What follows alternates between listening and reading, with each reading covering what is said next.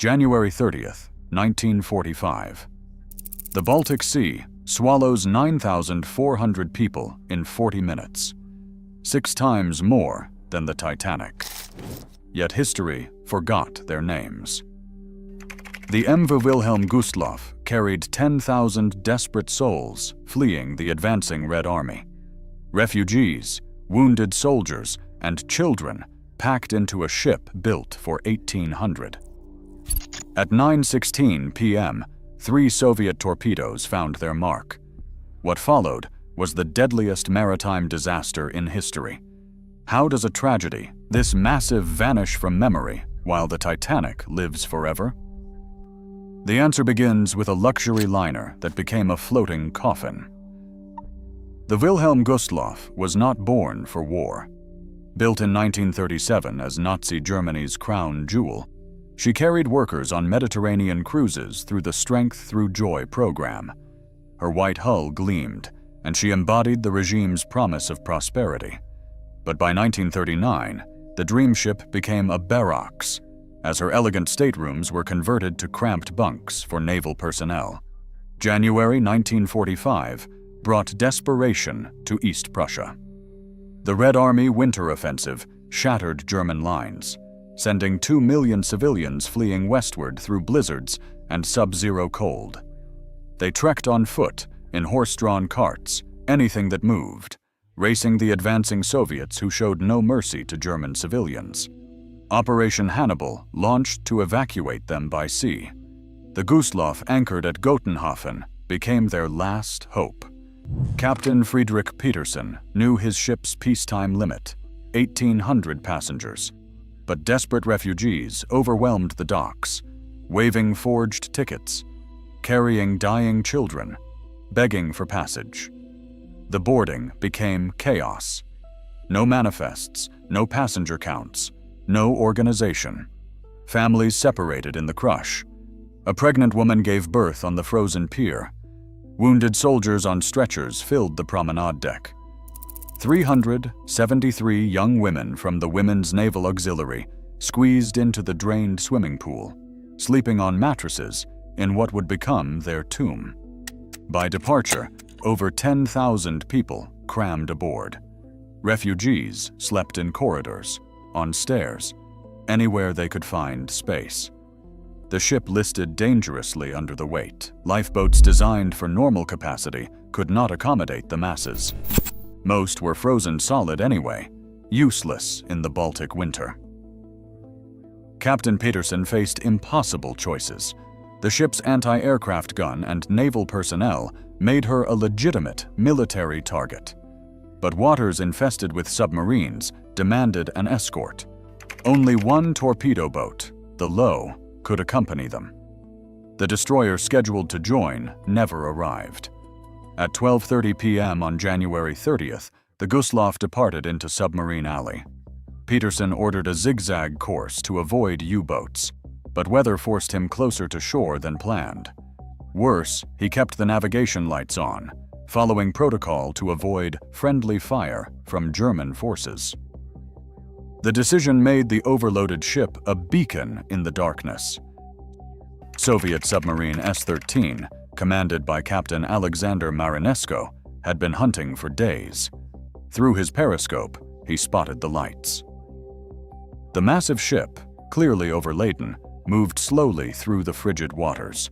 Marinesko had found his prize. The passengers had no idea death stalked them.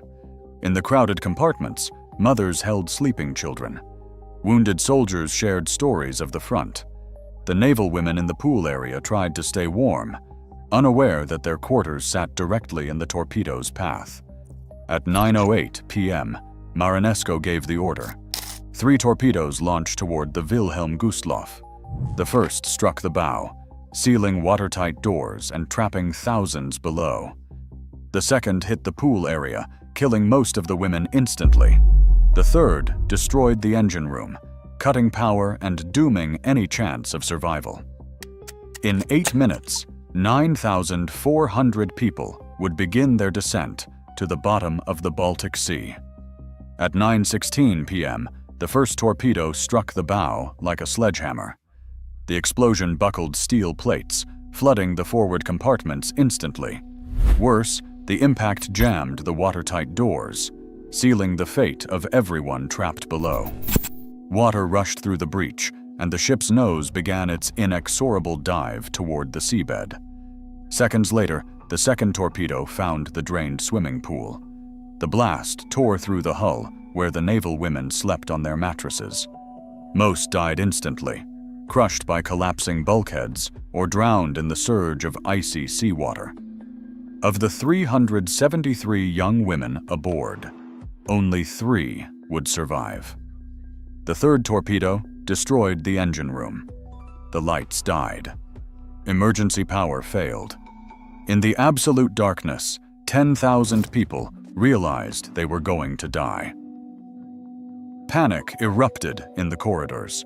Passengers trampled each other on the tilting stairs as the ship listed heavily to port. The starboard lifeboats, now suspended over the deck, became unreachable. Frozen davits would not budge. Desperate crew members hacked at ice with axes, trying to free the boats, as screams echoed through the darkness. 10-year-old Horst Voigt found himself in a nightmare. Bodies piled up on the stairs as people slipped and fell, others climbing over them in desperation. He watched a woman fall, then another person stepped on her face. The trampling deaths began before the ship even sank. Decades later, he would remember how it was just gruesome, just awful. Most of them died. In the chaos, pistol shots rang out. Wounded soldiers, facing the horror of drowning in darkness, chose their own end. Others jumped into the Baltic Sea, where water at 4 degrees would kill them in minutes. Hypothermia seized their muscles, dragged them under, and turned their final moments into agony. Hans Rittner navigated the tilting corridors, stepping over bodies, hearing prayers and screams mixing in the darkness. He saw a woman topple into the bilge water of a lifeboat, nearly drowning in inches of freezing slush. Those who reached the few functioning lifeboats faced another horror. They had to beat away swimmers with paddles to prevent capsizing. The sea filled with what Rittner called dark, pitiful rag bundles, bodies floating in life jackets, already dead. The Wilhelm Gustloff took 40 minutes to die. Her bow disappeared first, dragging the massive hull vertical before the final plunge. Survivors in lifeboats watched the stern lights vanish beneath the waves, taking with them the largest loss of life in maritime history. The Baltic became a graveyard. Rescue ships approached cautiously, fearing the submarine that had done this. The torpedo boat Lowe pulled some from the water, but depth charges from other vessels, hunting for the Soviet sub, killed more survivors floating nearby. Bodies drifted for days, frozen solid in the sub-zero air. Of the 10,000 aboard, fewer than 1,200 lived to see dawn. The Wilhelm Gustloff should be as famous as the Titanic. The death toll was 6 times higher. The human suffering was immeasurably greater. Yet most people have never heard the name. Why did history forget the deadliest maritime disaster ever recorded? German shame buried the story first. After the war, a defeated nation focused on survival, not commemorating tragedies. The ship bore the name of a Nazi official. The passengers were fleeing a war Germany started. Survivors scattered across occupied zones, their testimonies lost in the chaos of reconstruction. The Allies had no interest in German suffering. Their focus remained on Nazi crimes, concentration camps, the Holocaust. A ship full of refugees did not fit the narrative of justice being served. Soviet propaganda twisted the story further, claiming the passengers were SS from concentration camps rather than desperate civilians. The Titanic offered a cleaner moral tale. Rich and poor, heroes and cowards, a clear story of hubris punished by nature. The Gustloff was Messier, refugees and soldiers, civilians and Nazis, all mixed together in the gray morality of war's end. It did not fit into neat categories of victim and perpetrator. No complete passenger manifest ever existed. The chaotic boarding left no records of who died. Unlike Titanic passengers, whose names filled newspaper columns, the Gustloff's victims remained numbers. Anonymous. Thousands were forgotten in the vast accounting of World War II's casualties.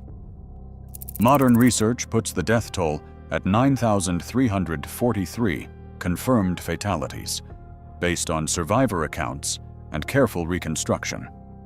The ship rests in 44 meters of Baltic water, a war grave protected by international law. Divers have visited the wreck, finding it largely intact, a steel monument to a forgotten tragedy. The Soviet submarine commander Alexander Marinesko received the Hero of the Soviet Union Medal for the attack. In Soviet records, it was a legitimate military target. The ship carried troops and weapons. The civilian deaths were regrettable, but secondary to military necessity. Survivors tried to tell their stories, but the world was not ready to listen. Publishers rejected manuscripts. Historians focused elsewhere. The Cold War made Soviet and German maritime conflicts politically sensitive. Only decades later did books and documentaries begin exploring the forgotten disaster. The Wilhelm Gustloff stands as the deadliest maritime disaster in history, yet remains a footnote while the Titanic lives in memory. Sometimes the greatest tragedies are the ones we choose to forget. If you want to see how this connects to other forgotten naval disasters of World War